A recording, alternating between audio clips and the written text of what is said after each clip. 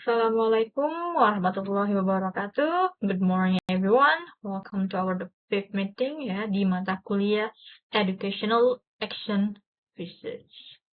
Nah, di pertemuan-pertemuan sebelumnya kita sudah membahas bagaimana cara kamu mengidentifikasi masalah-masalah di kelas kelas ya, terutama di ELT Classroom. Nah, kamu juga sudah belajar tentang yang namanya research focus ya, mencari research fokusnya kamu mau kemana, dan juga membuat yang namanya research questions dari hasil identifikasi dan fokus kamu. Nah, untuk hari ini kita akan belajar yang namanya data collection technique ya, untuk di dalam action research ya, in action research. Nah, di sini kau bisa lihat ya, it is a capital mistake to theorize before one has data. Itu suatu kesalahan jika kamu mengklaim sesuatu tanpa ditambahkan bukti ya di sini.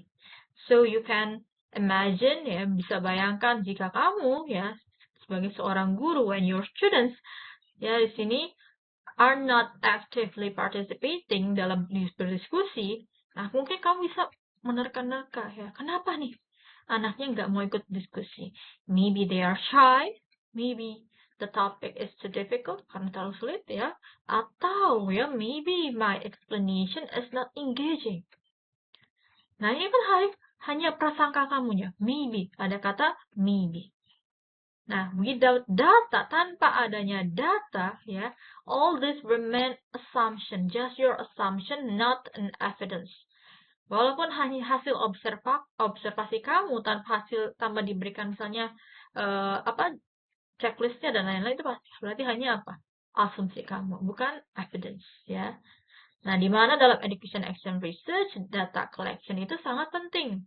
Ya, sangat penting untuk menolong kamu yang namanya merubah intuisi kamu ke dalam suatu sistem ya yang bisa memberikan bukti ya to guide your teachers atau teaching improvement, adanya peningkatan dalam belajar dan mengajar. Ya, di sini. Ya kan? Oke, berarti kita akan langsung mulai dengan apa yang namanya data collection teknik dalam action research.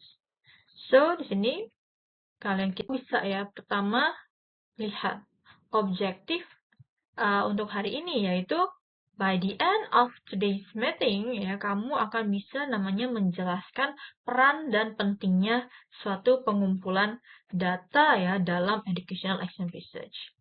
Lalu yang kedua, yaitu mengidentifikasi perbedaan teknik kualitatif dan kuantitatif yang ada di dalam classroom konteks kelas ya, terutama dalam penggunaan action research. Yang ketiga, yaitu merancang minimal 2 teknik pengumpulan data yang sesuai dengan studi kasus atau judul yang kalian pilih kemarin. Ya. Selanjutnya, menggunakan yaitu use collected data, menggunakan data untuk merefleksi dan merancang siklus perbaikan ya dalam action research. Nah, ini seperti apa ya? Kamu sudah bisa merancang datanya. Kita akan mulai ya. Nah, ada yang namanya gathering research data. Cara mengumpulkan datanya dulu. Apa sih data? Data here rather broadly as empirical information or information derived from experience or observations ya. Artinya data itu adalah informasi yang sudah kamu kumpulkan secara empiris atau hasil dari pengalaman kamu, hasil observasi kamu yang akan bisa menunjukkan suatu gambaran dari beberapa tipe informasi yang kamu gunakan ya. Terutama data dalam ELT research, penelitian ELT. Contohnya, misalnya datanya mungkin dalam bentuk numbers, ya, hasil nilai siswanya, atau skor TOEFL kamu, IELTS kamu, ya, seperti apa. Counts of the difference, short of grammar error. Nah, kalau ini dari hasil writing kamu, ya, apakah ada grammar errornya, kurang S-nya, ya. Atau misalnya verb-nya yang berbeda dan lain-lain. Atau misalnya hasil dari pemahaman kamu berdasarkan teacher's diary entries ya, atau dari transkripsi dari conversation, dari interview ya, boleh. Jadi tidak hanya fokus dari nilai saja. All of which are arguably information. Semuanya adalah bentuk informasi yang didapat dari experience kamu dan hasil observasi kamu. Nah, di sini kamu bisa lihat ya, source data itu dari mana saja, kuantitatifkah, kualitatifkah, atau bisa keduanya. Nah, existing information itu artinya apa? Sesuai dengan data yang sudah ada, itu artinya bisa digunakan oleh dua-duanya, mau kualitatif atau mau kuantitatif. Sedangkan assessment prosedur itu bentuknya dari kuantitatif. Ya, prosedur. Nah, berarti langkah-langkah. Nah, gimana langkah-langkah penelitian, ya dari tesnya dulu dan lain-lain ya. Ini semuanya masuk ke kuantitatif. Intuitions. Nah, intuition ini dari apa? Pemahaman kamu, perspektif kamu terhadap sesuatu, ini namanya data kualitatif ya. Lalu ada observasi. Observasi apa? Berarti hasil data observasi dari penglihatan kamu. Nah, kalau penglihatan berarti apa? Bisa dipakai untuk keduanya, baik secara kuantitatif ataupun kualitatif. Lalu ada interview. Interview kan berarti dari apa? Dari perspektif siswanya. Ya, di sini ya, dari composition, transcript composition. Berarti ini masuk ke yang namanya kualitatif data, ya. Ada meetings. Meetings itu apa? Kita kan action research. Bercycle ya, berarti ada meetingsnya. Meeting 1 belajar tentang apa, lihat ada perubahan seperti apa. Nah, ini namanya pakai data kualitatif. Hasil observasi berdasarkan per meetingnya.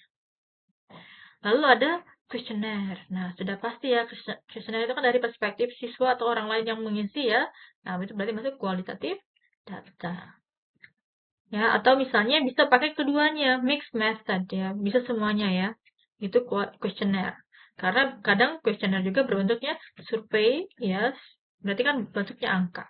Kalau angka berarti kuantitatif, bisa berarti pakai keduanya. Language analysis, pembahasan dari jenis bahasanya. Nah, ini kan ada data diukur ya, ada angkanya dan ada hasil perspektifnya. Jadi apa bisa dipakai untuk kedua. Ya, di sini lalu apa sih data collection dalam action research? Di sini ya.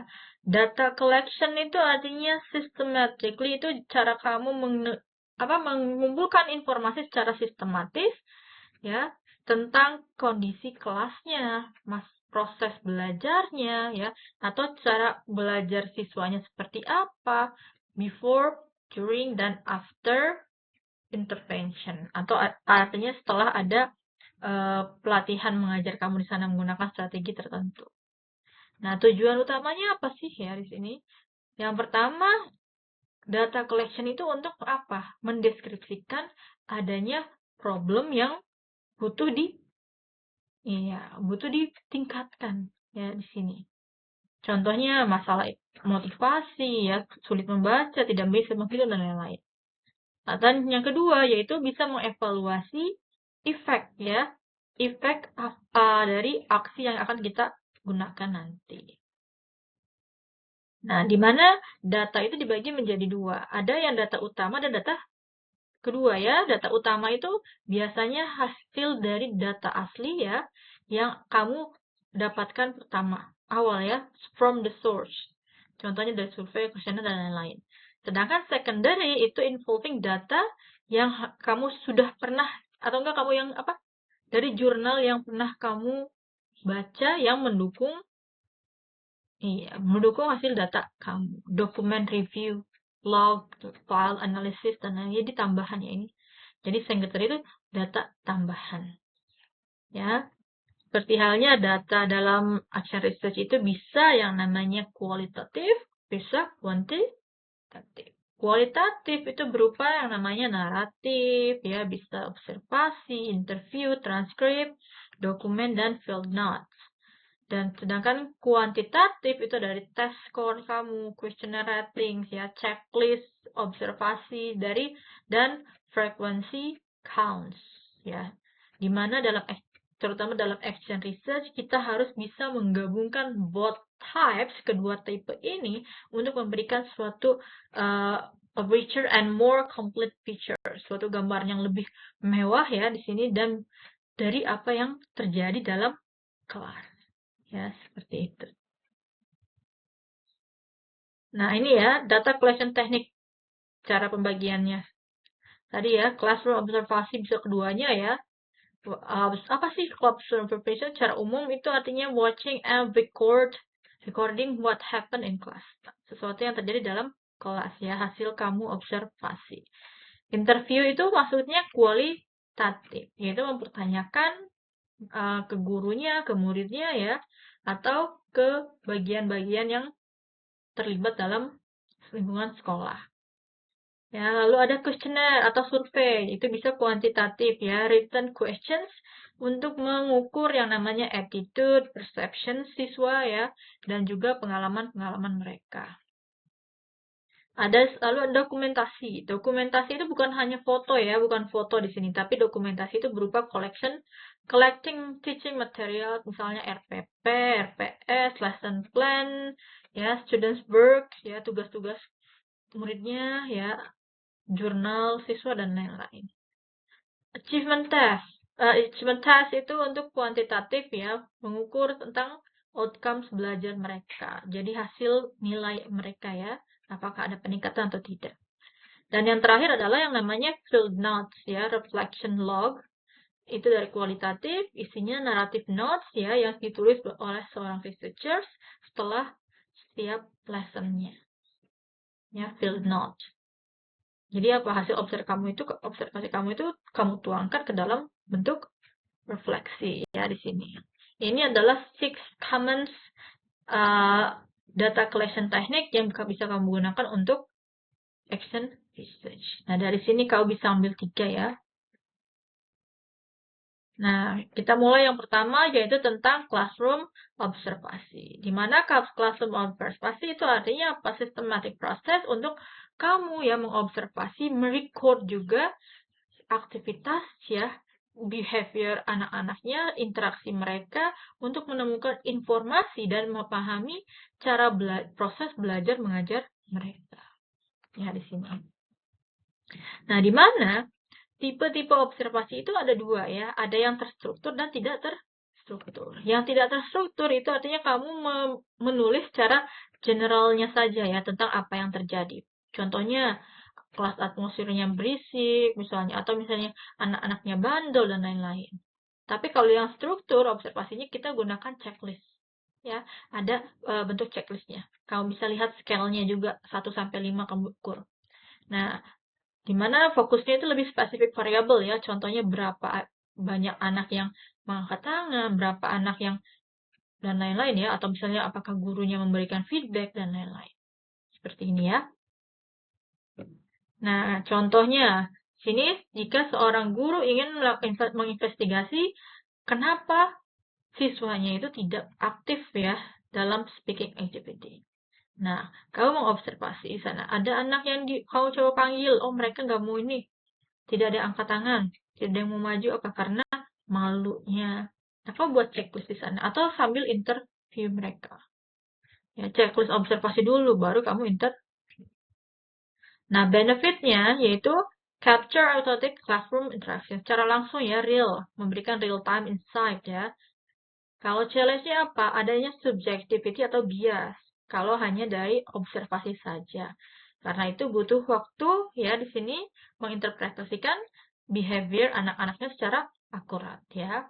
Yang selanjutnya ada penggunaannya untuk research ya, di mana gurunya bisa mengcompare observasi data mereka yang awal dengan minggu keempat dan lain-lain. Seperti ini ya.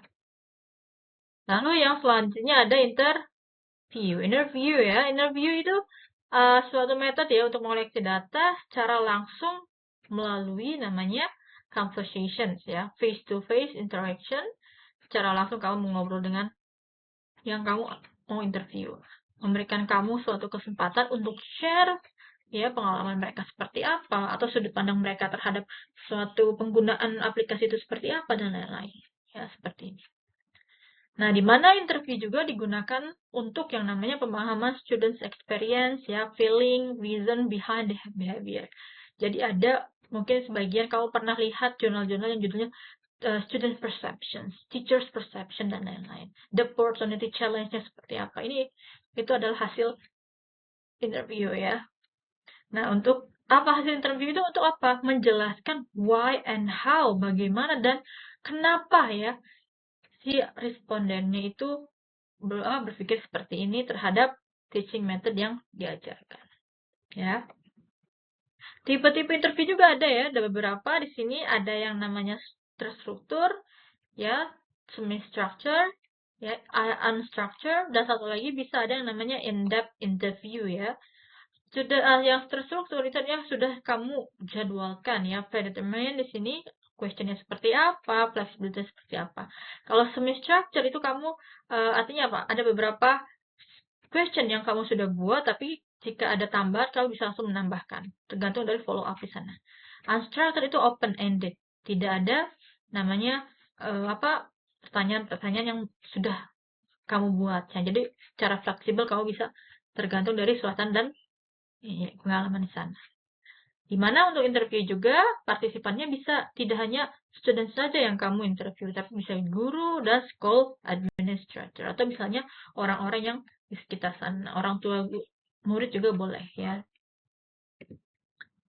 Nah, contohnya di sini skenario-nya, the teachers interview 3 students about their reluctance to speak. Kenapa mereka anak-anaknya tuh nggak mau speaking ya di sini, speak di kelas.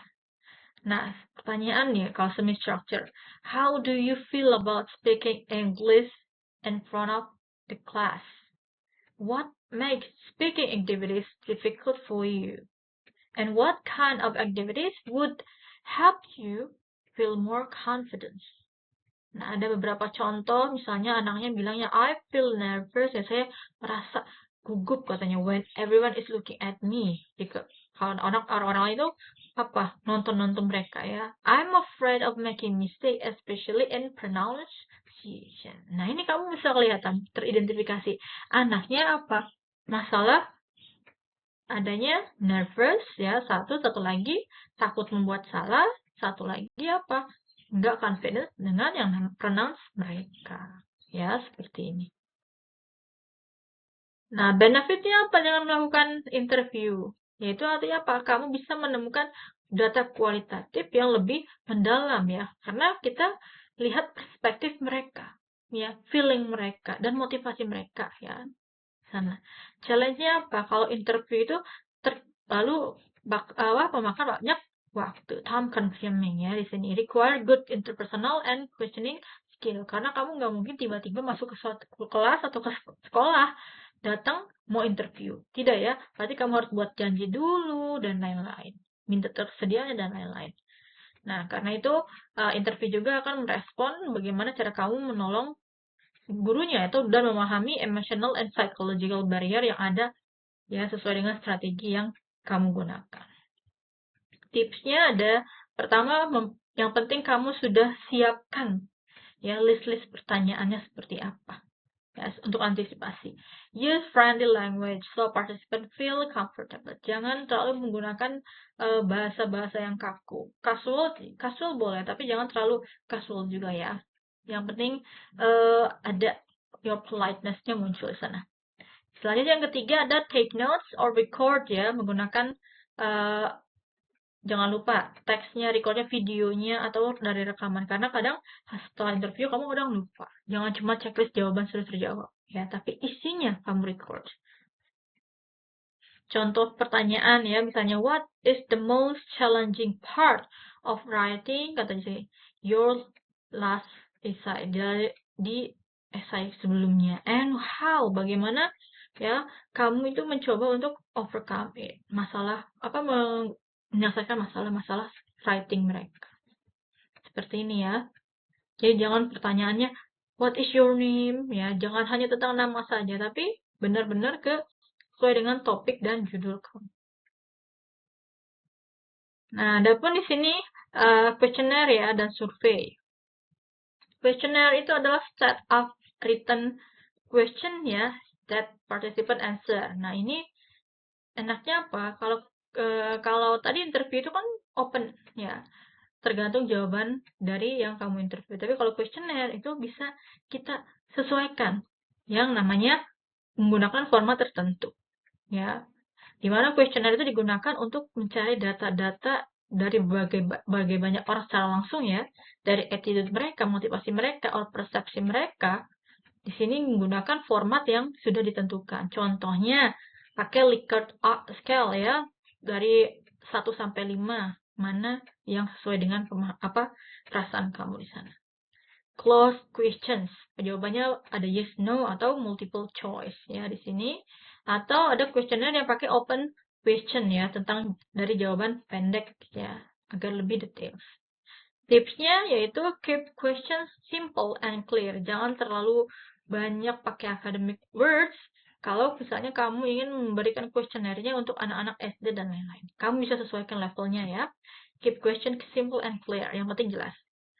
Nah, avoid double barrel question. Jangan ada pakai statement yang mirip ya, sama. Kamu cari yang lain. Yang ketiga, pilot the questionnaire with a few students first. Jangan langsung kamu gunakan ke anak-anak atau ke orang-orang yang ingin jadi sampel kamu ya, tapi kamu gunakan dulu pilotnya. Kamu ke beberapa orang dicoba kuesionernya apakah sudah cocok atau tidak. Ya, baru kamu lakukan pada kelas yang kamu teliti. Lalu ada namanya dokumentasi. Dokumentasi itu artinya collecting existing material yang ada, yang sudah eksis, ya, seperti lesson plan di sini RPP, silabus, ya. PPT ini juga boleh, misalnya kamu butuh PPT, buktinya, dari PPT ini terlihat ada ininya dan lain-lain, ya. Ada student assignment juga, kuisnya seperti apa, tesnya seperti apa, portofolionya, GPA kamu ya, boleh. Ini namanya documentation. Attendance list-nya dilihat apakah kamu termotivasi untuk ikutan belajar bahasa Inggris, berarti apa selalu hadir misalnya ya, seperti ini. Nah, fungsinya dokumentasi itu apa? Meng-compare before and after the actions. Perbedaannya, lihat apakah ada perubahannya ya, kualitasnya. Yang kedua yaitu to provide evidence for claims about improvements. Ya, jadi memberikan evidence. Ya, kalau hanya teks saja atau hanya klaim kamu saja, itu kan hanya artinya sesuatu yang belum terbukti. Tapi jika sudah ada dokumennya, sudah kepastiannya, ada tanda tangan, ada cap dan lain-lain ya, itu sudah adanya namanya evidence. Sudah ada ya. Nah, selanjutnya ada achievement test. Di sini achievement test itu tujuannya mengakses learning outcome ya secara objektif. Nah, jadi apa datanya sudah pasti ya. Melihat apakah ada errornya ya, attract skill. Di mana mereka itu levelnya di mana ya. Contohnya menganalisis students essay tentang for thesis clarity. Apakah mereka menggunakan textual evidence atau grammatical accuracy ya di sini. Dimana tes itu bisa dibagi dua ya, ada dua jenis, ada pre-test dan post-test. Pre-test itu sebelum treatmentnya, sebelum interventionnya, sedangkan post-test itu setelah interventionnya atau setelah terlihat adanya perubahan. Ya, bentuknya boleh pakai PG ya, multiple choice, atau pakai essay writing ya, speaking test dan lain-lain. Tergantung yang sesuai dengan materi atau judul yang kamu lakukan ya. Yang pertama juga jangan lupa, jika pakai tes, kamu harus menyiapkan rubrik juga, rubrik penilaian. Terutama misalnya untuk writing dan reading ya. Systematically di sini review sampel, aplikasikan rubriknya, lihat ya. Yang penting kamu coba dulu. Jangan langsung kamu intervention ya, tapi kamu dicoba dulu, try out dulu ke tempat lain atau ke kelas yang lain. Oke, yang terakhir ini ada namanya field notes and reflection log ya. Field note itu berbentuk naratif ya, kamu jelaskan, deskripsikan dari by teacher, researcher after each lesson, setiap meetingnya ya di sana. Nah, reflective journal juga ada yang namanya personal record ya, di mana sebagai seorang researcher, guru atau studentnya itu akan menulis pemikiran mereka, feeling mereka, experience mereka ya terhadap aktivitas yang mereka lakukan. Nah, biasanya isi dari field note itu menceritakan apa yang terjadi dalam kelas atau hasil observasinya. Selama observasi ya, apakah ada interaksinya seperti apa, ada surprise-nya, atau ada problem dan lain-lain. Lalu, lihat mana yang mereka kurangnya apa di sana, dan kenapa. Kamu masukkan di sana. Lalu initial thought di sini dari opini kamu di sana kamu masukkan kira-kira ada perubahan apa yang akan kamu lakukan di cycle selanjutnya. Ya. Ini dari field note kamu. Nah, lalu field note juga adalah sangat perannya ya. Benefitnya itu memang link menghubungkan antara observasi dengan hasil refleksi kamu. Nah, berarti apa? Kalau kamu melakukan observasi, sudah pasti selanjutnya ada yang namanya field note ya, atau salah satu dokumentasi yang bisa mendukung hasil observasi kamu. Lalu plan, lalu apa di sini? Untuk memplanning cycle selanjutnya ya. Nah, contohnya di sini. Jika ada reflective journal, ya ada yang bilang di sini, write about what that activity helped you, ya, speak more confidently in English this week. What did you enjoy or find difficult? Nah, muridnya bilang, I like the small group discussion because it was less scary than speaking in front of the class, katanya. I need more time to prepare before I talk. Nah, berarti sini ya, dari hasil ini apa? Nah, berarti penggunaan small group itu lebih memberikan peningkatan ya confidence mereka. Nah, berarti di cycle selanjutnya kamu masih bisa menggunakan small group discussion, tinggal kamu gantikan misalnya topik dan lain-lain. Selanjutnya benefit ya. Benefitnya itu apa? Meningkatkan critical thinking kamu ya. Lalu ada yang namanya personal evidence juga harus ada ya. Akan memberikan kamu bagaimana gambaran bukti seperti apa ya evidence-nya. Lalu menunjukkan yang namanya students pemikiran seorang guru dan murid seperti apa dan cara belajar mereka seperti apa.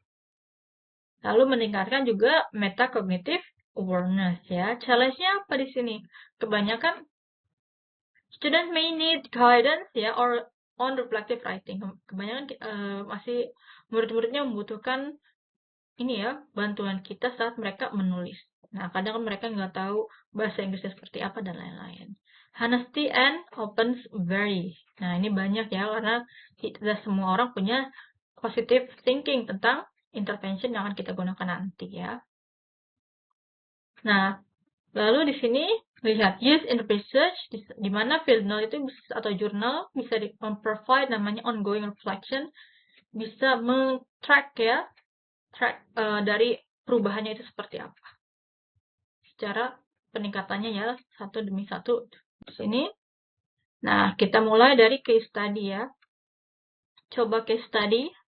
Sini ada topiknya improving reading comprehension in a 6th grade ESL class. Teacher-nya bilang, di sini Miss Anya Sarman, ESL instructor grade 6. Problemnya apa yang deteksi di sana adalah students consistently struggle, mereka sulit memahami dan menganalisis kompleks academic text. Nah, adapun research question-nya, how can incorporating graphic organizers ya improve reading comprehension for 6th grade ESL students? Nah, berarti apa di sini? Yaitu kita menggunakan intervention-nya menggunakan graphic organizers ya. Nah, dari sini tugas kamu coba lihat analisis. Buat 3 data collection teknik yang cocok untuk topik seperti ini. Yang kedua, jelaskan kenapa harus 3 teknik ini. Lihatkan tipe data apa saja yang kamu akan dapatkan dari penggunaan data collection yang kamu pilih nanti. Oke, kita cek ya. Data collection in action. Pertama, kamu bisa melakukan yang namanya observasi. Observasi pertama muncul. Apa di sana? Low participation and visible confusion during reading discussions. Nah, lalu apa? Kita pakai dokumen kedua, data collection yang kedua, dokumen analisis ya dari pre-intervention essay show weak textual evidence and poor comprehension markers. Nah, interventionnya di sini ada Miss Sharma introduce graphic. Nah, ini karena kelihatan ya dari selain observasi dari nilai mereka juga ya. Nah, setelah lihat mereka seperti ini, baru ada intervensi penggunaan graphic organizer. Miss Sharmanya itu apa? Memperkenalkan seperti apa cara penggunaannya, benefitnya, lalu mereka juga praktis menggunakan graphic organizer. Nah, setelah intervention di sini, lalu ada yang namanya students interview. Nah, kamu interview bagaimana persepsi mereka ya, opini mereka terhadap penggunaan graphic organizer. Di sana students-nya report bahwa dengan greater confidence in understanding complex text when using graphic organizer akan meningkatkan confidence mereka setelah menggunakan graphic organizer. Lalu buktinya kamu kukuhkan lagi dengan adanya nilai mereka ya, dokumen analisisnya menunjukkan esai yang mereka buat setelah memahami penggunaan graphic organizer. Seperti ini ya. Nah, lalu ada analisis reflections ya. Analisis dari data analisisnya seperti apa? Datanya apa? Nah, ini kan secara simpel saja ya yang kamu buat. Kita fokuskan ke data collection tadi ya. Tapi di sini boleh sedikit gambaran ya. Bagaimana nanti datanya kamu analisis. Nah, lalu terakhir, jangan lupa buat teacher reflection ya. Mengkonklud bagaimana hasilnya seperti apa di sini. Oke, selanjutnya lalu latihan kamu ya. Silahkan jawab untuk memastikan pemahaman kamu hari ini. Ya, silahkan scan. Nah, di tugas hybrid, kelas hybrid itu adalah memberikan link video summary dan refleksi ya. Dan jangan lupa deadline-nya tanggal 29 April 2026 di GCR. Ingat ya, 29 April 2026. Nah, di sini lihat ada conclusion-nya ya, bahwa educational ya, dalam ER itu, data collection itu tidak hanya filling the methodology chapter, it is the core of your cycles. Ya, sebagai alat, tidak hanya sebagai alatnya saja. Nah, di mana data itu akan membantu kamu menggambarkan yang namanya masalah, describe the problem ya, masalah dengan jelas seperti apa, mengukur dampak tindakannya, memutuskan perbaikan untuk siklus berikutnya juga ya, di sini planningnya. Nah, dengan menguasai teknik seperti observasi, interview, questionnaire ya, documentation, test, dan field note itu akan menjadikan kamu guru peneliti yang lebih reflective and evidence-based ya. Evidence-based. Karena itu, data itu tidak hanya menggantikan professional judgment kamu, tetapi mereka itu menjadi support untuk meningkatkan data atau enggak hasil profesional kamu saat penelitian. So, teaching is not only about delivering knowledge ya, tidak hanya dari kamu mentransfer pemahaman kamu ya, tetapi it is a journey of continuous improvement. Ya, setiap kelas itu bisa menjadi laboratorium kamu untuk pembelajaran di mana kamu bisa menjadi seorang researcher of your own practice. So when you know how to collect data wisely, you move from I think to I know.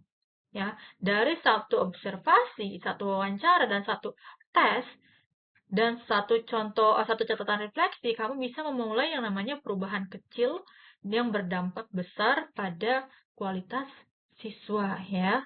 Karena itu mulailah dari satu kelas, satu siklus, dan satu teknik pengumpulan data. Dari sinilah perbaikan dalam teaching and learning itu akan adanya namanya berkelanjutan bisa di. So that's all for today's lesson. Wassalamualaikum warahmatullahi wabarakatuh.